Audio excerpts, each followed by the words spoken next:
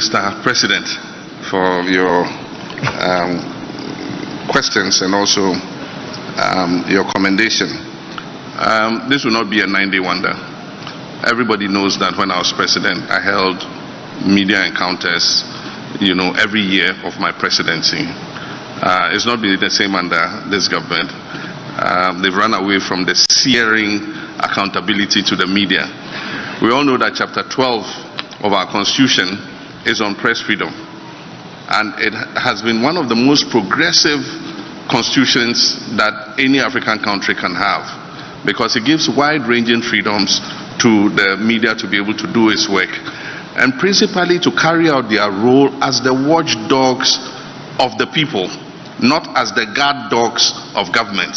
Some of us have abdicated that role, and instead of being the watchdogs of the people, we have been the guard dogs of government, savaging people who question and try to hold government accountable. So we must take note of that.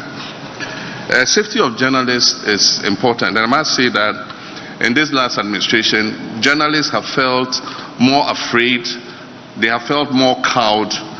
Many journalists have been harassed, they have been forced to flee the country. I remember a journalist had to run to South Africa and stay there for some time to let things cool off before he returned.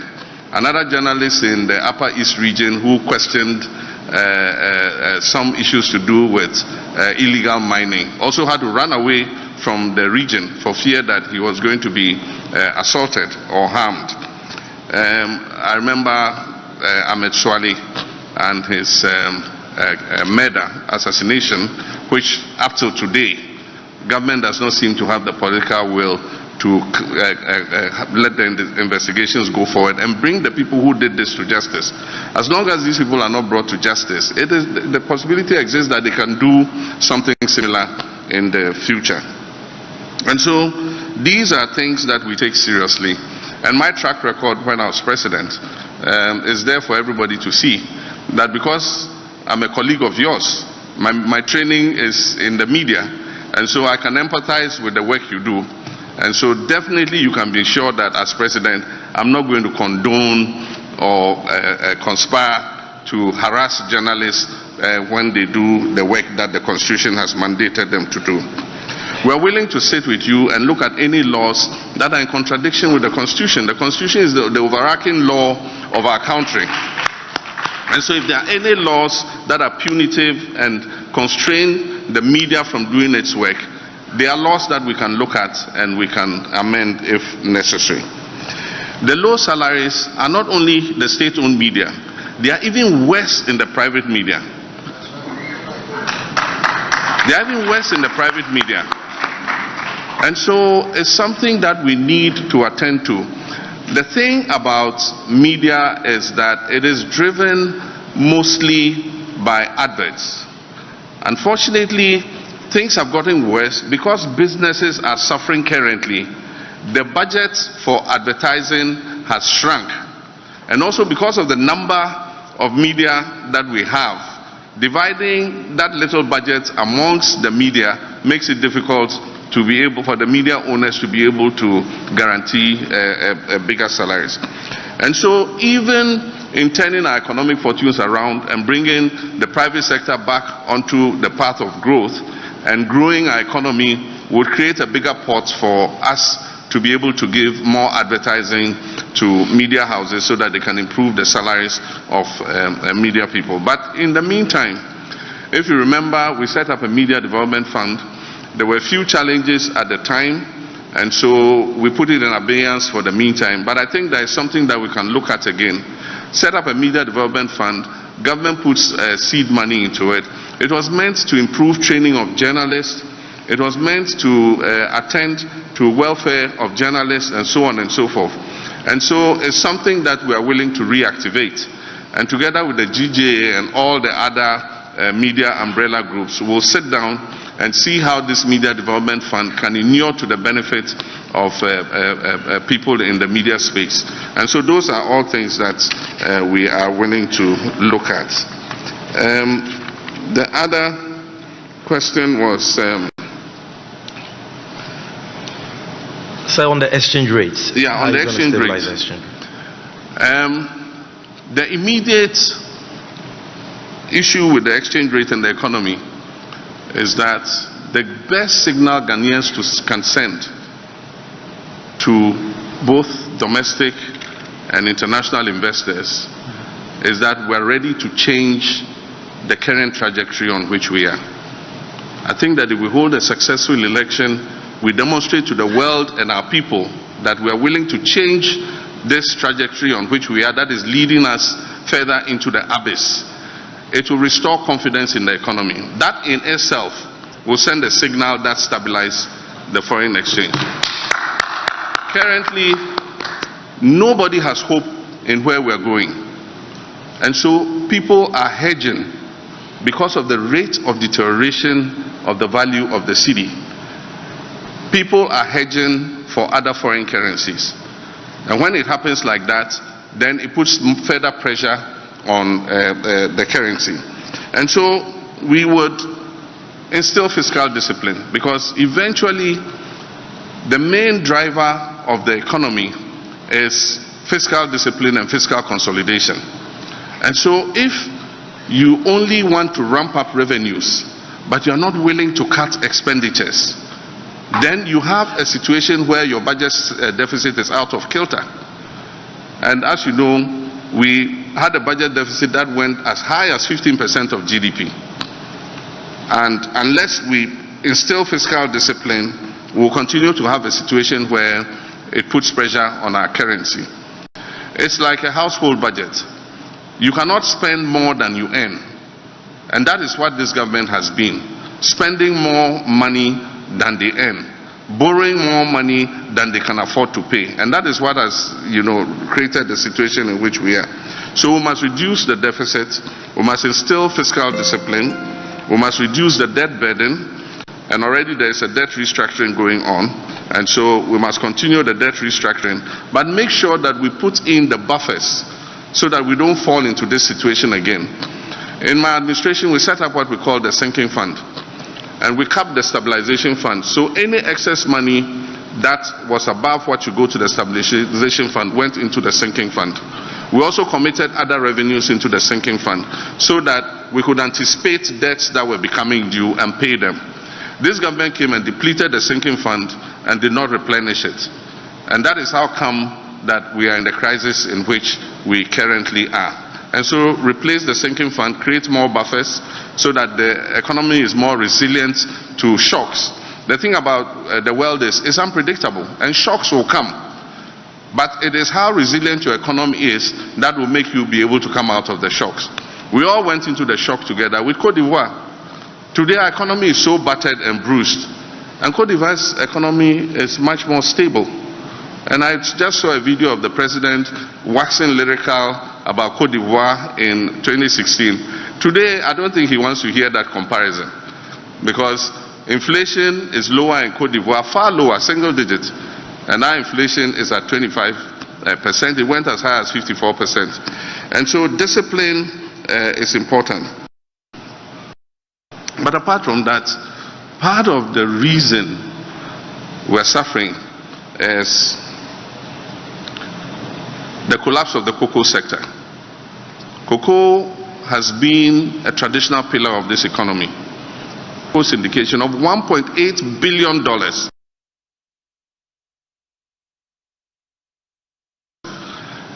The banks had confidence in this country, and so they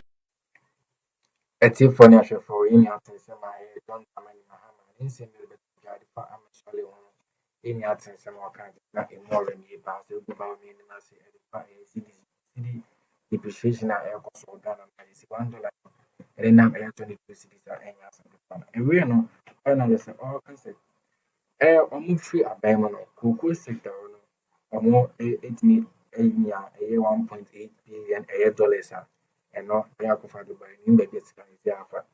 Thinking finance almost have bobo says Kennyman. You see, almost spending more than the end. I was almost spending another more than they spend. And I want to they have wasted all the 8 years oil production, so Omango practice any else and it's say a ban with a greedy.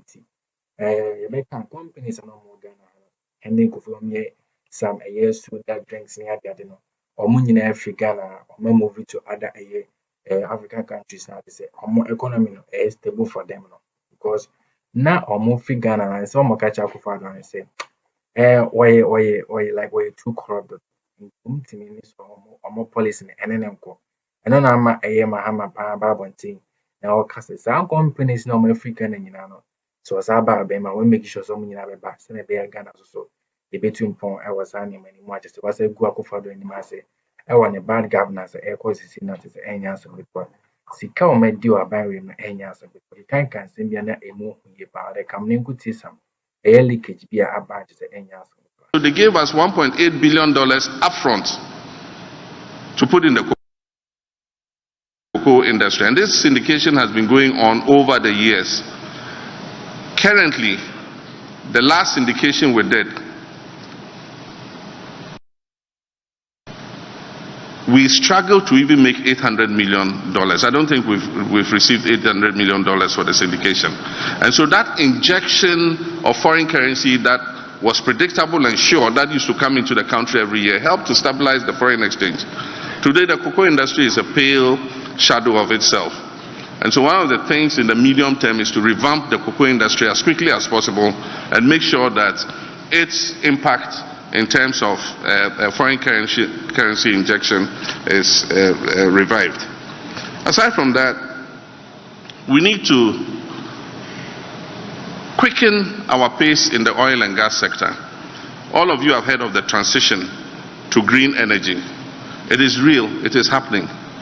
And so every country that has an oil and gas industry is putting in the maximum investment in order not to have what we call stranded assets.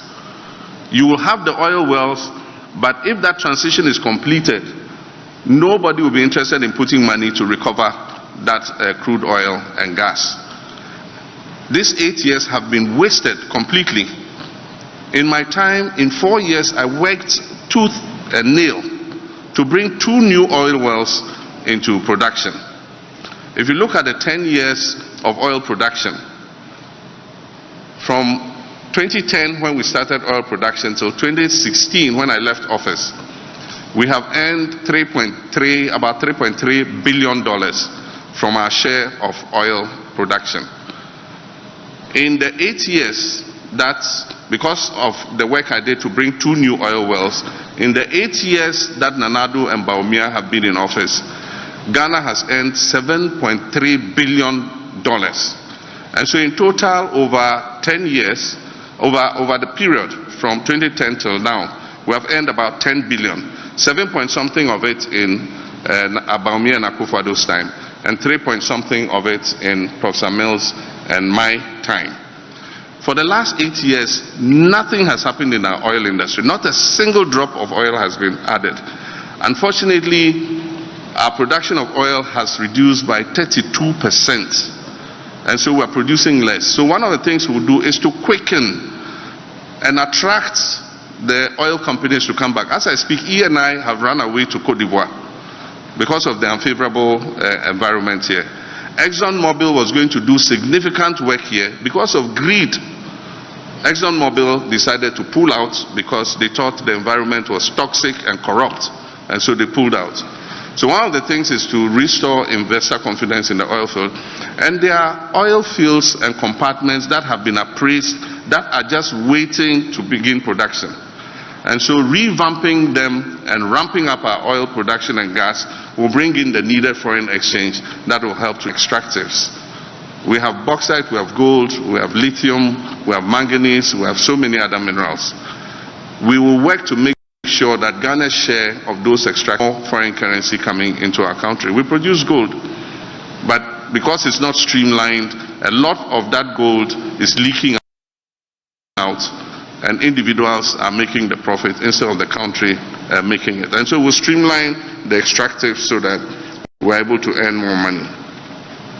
The Vice President's residence, I don't know what the current situation is, but I know that initially when we commenced the idea of creating a suitable residence for the Vice President, the former Nigerian High Commission land was acquired for that purpose. And I know that some construction took place there. Initially, our cabinet was informed that it will cost about $5 million, from what I understand. And so that money was procured and the work commenced. When the new government came, I understand, I don't know exactly what figure, but they said that it had overrun the $5 million. I don't know exactly by how much. But it's news to me that it is going to cost $30 million. I haven't seen the figures and all, but really, I wonder if we have value for money. And that's why I say that in our anti-corruption fight, we will subject any project above $5 million to value for money audit. Because until you audit that project, you can't tell whether it is worth the value for the money we're putting in. And so when we come, we'll look at the figures and we'll do an audit and see whether, yes, 30 million is what is appropriate or it should cost far less. But in these crisis times, one wonders whether that project is really a priority. Because when I was president, the vice president lived in what is currently called the Australia House. And the intention was to finish this and move him there. But in the crisis, maybe it is not something that we should rush to finish. There are many other pressing commitments that we need to look at. But like I said, when we come into office, we'll do a value for money audit and find out whether we're spending more or less. Galamsey is a problem of compliance. We have all the laws. We have everything. It's the enforcement that is the problem. And the enforcement is a problem because those who should be enforcing it are part of the problem. For any information between us or for the maximum